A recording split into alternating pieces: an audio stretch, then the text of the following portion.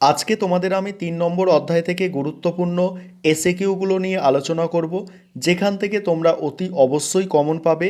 তার জন্য প্রথম থেকে শেষ পর্যন্ত সম্পূর্ণ ক্লাসটা দেখো। আর সাইটে দেখো বিভিন্ন ইয়ারগুলোও লেখা আছে, যেই বছর যে প্রশ্নগুলো এসেছিল এইচএস পরীক্ষায় সেগুলোও কিন্তু সাইটে লেখা আছে। প্রথম প্রশ্ন দেখো, দস্তক কী। প্রত্যেকটা প্রশ্ন আবারও বলছি বেশি গুরুত্বপূর্ণ। আর যদি বলো সব থেকে বেশি গুরুত্বপূর্ণ কোন প্রশ্নগুলো, সেগুলো হচ্ছে বিভিন্ন বছর যেসব প্রশ্নগুলো পড়েছে এই প্রশ্নগুলো তোমাদের জন্য অধিক গুরুত্বপূর্ণ। প্রথম প্রশ্ন, দস্তক কী। ভালো করে শুনবে। 1717 খ্রিস্টাব্দে মুঘল সম্রাট ফারুকসিয়ারের ফরমানের সূত্রে সুবা বাংলায় ইংরেজ কোম্পানির বিনা শুল্কে বার্ষিক 3000 টাকার বিনিময়ে বাণিজ্য করা সংক্রান্ত ছাড়পত্র হলো দস্তক। তাহলে কি বললাম, 1717 খ্রিস্টাব্দে মুঘল সম্রাট ফারুকসিয়ারের ফরমানের সূত্রে সুবা বাংলায় ইংরেজ কোম্পানির বিনা শুল্কে বার্ষিক 3000 টাকার বিনিময়ে বাণিজ্য করা সংক্রান্ত ছাড়পত্র হলো কি, দস্তক। তারপরের প্রশ্ন, আলিগড়ের, এটা আলিগড় বা আলীনগর হতে পারে, ঠিক আছে, আলীনগরও লেখা থাকতে পারে। আলীনগরের সন্ধি কত খ্রিস্টাব্দে কাদের মধ্যে স্বাক্ষরিত হয়? এটা হচ্ছে 1757 খ্রিস্টাব্দে ইস্ট ইন্ডিয়া কোম্পানি আর বাংলার নবাব সিরাজদৌলার মধ্যে। তারপরের প্রশ্ন, অন্ধকূপ হত্যা কী। এই প্রশ্নটা খুব গুরুত্বপূর্ণ মনে হচ্ছে আমার এবছরের জন্য। ভালো করে তোমরা এটা একটু করে যাবে। দেখো কি হয়েছিল এখানে ব্যাপারটা। ফোর্ট উইলিয়ামের ভারপ্রাপ্ত ইংরেজ অধ্যক্ষ হলওয়েলের বিবরণ অনুসারে, ফোর্ট উইলিয়ামের ভারপ্রাপ্ত ইংরেজ অধ্যক্ষ হলওয়েলের বিবরণ অনুসারে কলকাতার পতনের পর নবাব সিরাজদৌলা নির্দেশে 146 জন ইংরেজ বন্দীকে অন্ধকূপ নামে 18 ফুট লম্বা, 14 ফুট 10 ইঞ্চি চওড়া একটি ক্ষুদ্র অন্ধকার কক্ষে আটকে রাখা হয়। এর ফলে 123 জন মারা যায়। ইতিহাসে এটি অন্ধকূপ হত্যা নামে পরিচিত। তারপরের প্রশ্ন, পলাশির যুদ্ধ কবে কাদের মধ্যে হয়েছিল? 1757 খ্রিস্টাব্দে বাংলার নবাব সিরাজদৌলা এবং ব্রিটিশ ইস্ট ইন্ডিয়া কোম্পানির মধ্যে হয়েছিল। তারপরের প্রশ্ন, বাংলার শেষ স্বাধীন নবাব কে ছিলেন? বাংলার শেষ স্বাধীন নবাব ছিলেন মীর কাসিম। পরের প্রশ্ন দেখো, দ্বৈত শাসন ব্যবস্থা কে চালু করেন? দ্বৈত শাসন ব্যবস্থা চালু করেন লর্ড ক্লাইভ। তারপরের প্রশ্ন, রেজা খাঁ ও সীতাভ রায় কে ছিলেন? দেখো, 1765 খ্রিস্টাব্দে ইংরেজ ইস্ট ইন্ডিয়া কোম্পানির দেওয়ানি লাভের পর কোম্পানির মনোনীত ব্যক্তি হিসাবে রেজা খাঁ বাংলার নায়েব নাজিম এবং সীতারা রায় বিহার ও উড়িষ্যার নায়েব নাজিম পদে নিযুক্ত হয়। তাহলে এই সীতার রায় দেখো, ইনি হচ্ছে বিহার ও উড়িষ্যার নায়েব নাজিম পদে, আরেকজন রেজা খাঁ হচ্ছে বাংলার নায়েব নাজিম পদে নিযুক্ত হন। তারপরে বেসিনের সন্ধি কবে কাদের মধ্যে স্বাক্ষরিত হয়? 1802 খ্রিস্টাব্দে লর্ড ওয়েলেসলি ও দ্বিতীয় বাজিরাওয়ের মধ্যে। তারপরের প্রশ্ন, দেখো, মহারাষ্ট্রের মেকিয়াভেলি কাকে বলা হয়? নানা ফড়নবিসকে মেকিয়াভেলি বলা হয় মহারাষ্ট্রের। কে কবে পাঞ্জাবকে ব্রিটিশ সাম্রাজ্যভুক্ত করে? লর্ড ডালহৌসি 1849 খ্রিস্টাব্দে। তারপরে ভারতের সুপ্রিম কোর্টের প্রথম প্রধান বিচারপতি কে? Sir Eliza Impey. এই প্রশ্নটাও এবছর পরীক্ষায় তোমরা অবশ্যই দেখতে পাবে। তারপরে কোন আইন দ্বারা কলকাতায় সুপ্রিম কোর্ট স্থাপিত হয়? 1773 খ্রিস্টাব্দের রেগুলেটিং অ্যাক্ট দ্বারা। তারপরে প্রশ্ন, কোন চার্টার আইনে ভারতে ইস্ট ইন্ডিয়া কোম্পানির একচেটিয়া বাণিজ্যের অধিকার বন্ধ হয়ে যায়? 1813 খ্রিস্টাব্দের চার্টার আইনের দ্বারা। তারপরে দেখো, 1813, পরের প্রশ্ন, 1813 খ্রিস্টাব্দের সনদ আইনের গুরুত্ব কী ছিল? 1 নম্বর পয়েন্ট, ইস্ট ইন্ডিয়া কোম্পানিকে আরও 20 বছরের জন্য ভারত শাসনের অনুমতি দেওয়া হলেও ভারতে চা ছাড়া অন্যান্য ব্যবসায়ের ওপর কোম্পানির একচেটিয়া বাণিজ্যের অধিকার লোপ করা হয়। তারপরে দ্বিতীয় পয়েন্ট, ভারতে শিক্ষা খাতে ওই বছর 1,00,000 টাকা বরাদ্দ করা হয়। সেই সঙ্গে কোম্পানির আয়ের হিসাবকে বাণিজ্য এবং রাজস্ব থেকে পৃথকভাবে পর্যালোচনার আদেশ দেওয়া হয়েছিল। তারপরের প্রশ্ন, কে ভারতে প্রথম গভর্নর জেনারেল নিযুক্ত হন? ওয়ারেন হেস্টিং 1833 খ্রিস্টাব্দে। ভারতের প্রথম ভাইসরয় কে ছিলেন? লর্ড ক্যানিং ছিলেন ভারতের প্রথম ভাইসরয়।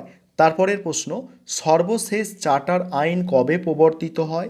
1892 খ্রিস্টাব্দে। কর্নওয়ালিস কোড কি? কর্নওয়ালিস কোড কি দেখো, গভর্নর জেনারেল লর্ড কর্নওয়ালিস কর্তৃক প্রবর্তিত প্রশাসনিক ও বিচার বিভাগীয় সংস্কারগুলি কর্নওয়ালিস কোড নামে পরিচিত। তারপরের প্রশ্ন, কে কবে কলকাতায় ফোর্ট উইলিয়াম কলেজ প্রতিষ্ঠা করেন? লর্ড ওয়েলেসলি 1800 খ্রিস্টাব্দে। কে কবে পাঁচশালা বন্দোবস্ত প্রবর্তন করেন? ওয়ারেন হেস্টিং 1772 খ্রিস্টাব্দে। তারপরের প্রশ্ন, ভারতবর্ষের আমলাতন্ত্রের জনক কে? ভারতবর্ষের আমলাতন্ত্রের জনক হচ্ছেন লর্ড কর্নওয়ালিস। শ্বেত বিদ্রোহ কি?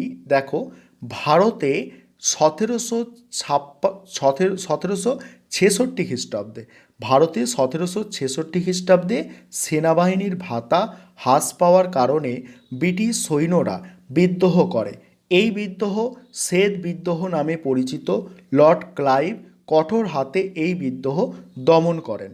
তারপরের প্রশ্ন, বাংলায় চিরস্থায়ী বন্দোবস্ত কবে কে প্রবর্তন করেন? 1793 খ্রিস্টাব্দে লর্ড কর্নওয়ালিস চিরস্থায়ী বন্দোবস্ত প্রবর্তন করেন। তারপরের প্রশ্ন, সূর্যাস্ত আইন কি? লর্ড কর্নওয়ালিস প্রবর্তিত চিরস্থায়ী বন্দোবস্তে বলা হয় যে প্রতি প্রতি বছর দেখো, বাংলায় বছরের শেষ দিন, প্রতি বাংলা বছরের শেষ দিন, আরেকবার শুনবে সূর্যাস্ত আইনটা কি।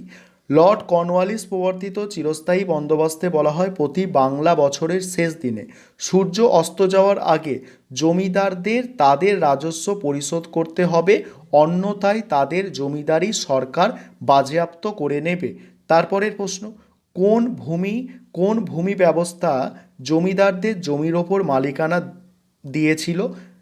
দেখো, 1793 খ্রিস্টাব্দে লর্ড কর্নওয়ালিস প্রবর্তিত চিরস্থায়ী বন্দোবস্ত বাংলা, বিহার ও উড়িষ্যায় জমিদারদের জমির ওপর মালিকানা দিয়েছিল। জমিদারদের জমির ওপর কি মালিকানা দিয়েছিল? কে মহলারি ব্যবস্থা প্রবর্তন করেন? দেখো, হোল্ট ম্যাকেনজি 1822 খ্রিস্টাব্দে। পলাশির লুণ্ঠন বলতে কি বোঝো? খুব গুরুত্বপূর্ণ প্রশ্ন। পলাশির যুদ্ধের পর মির্জাফর বাংলার মসনদ লাভের বিনিময়ে ইংরেজ কোম্পানি ও ক্লাইভকে অর্থ ও অন্যান্য উপঢৌকন প্রদান করেন। উপঢৌকন মানে ঘুষ। এছাড়া কোম্পানি ও তার কর্মচারীরা ব্যক্তিগত বাণিজ্য ও অন্যান্য উপায়ে বাংলার আর্থিক সম্পদ শোষণ করতে থাকে। একে বলা হয় পলাশির লুণ্ঠন।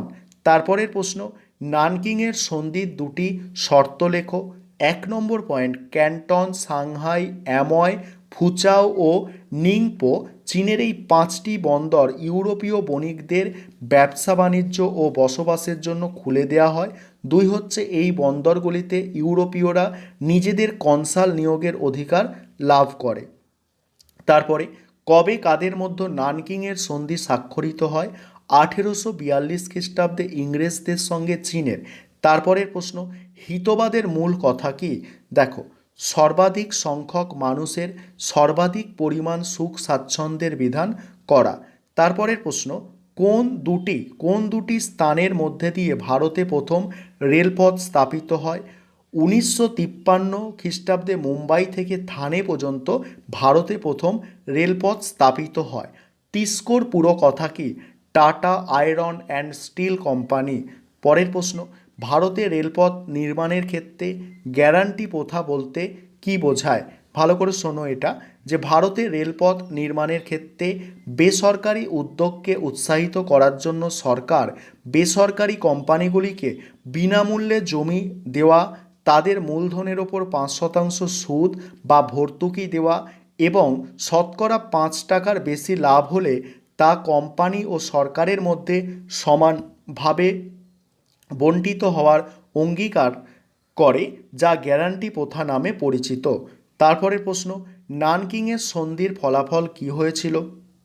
এক নম্বর point, Canton, Shanghai, Amoy, Foochow, Ningpo এই 5টি বন্দর ইউরোপীয় বণিকদের জন্য খুলে দেওয়া হয়। দ্বিতীয়ত হচ্ছে ইংরেজরা হংকং বন্দর লাভ করে। তারপরের প্রশ্ন খুব গুরুত্বপূর্ণ, তাইপিং বিদ্রোহ কবে কোথায় হয়? 1850 খ্রিস্টাব্দে চীনে হয়। তারপরে ক্যান্টন বাণিজ্য কাকে বলে? চীনা প্রদেশ, চীনা প্রশাসনের সাংস্কৃতিক শ্রেষ্ঠত্বের কারণে চীনা আদালত 1759 খ্রিস্টাব্দে এক নির্দেশনামার দ্বারা একমাত্র ক্যান্টন বন্দরকে বর্বর বিদেশিদের বাণিজ্যের জন্য খুলে দেয়।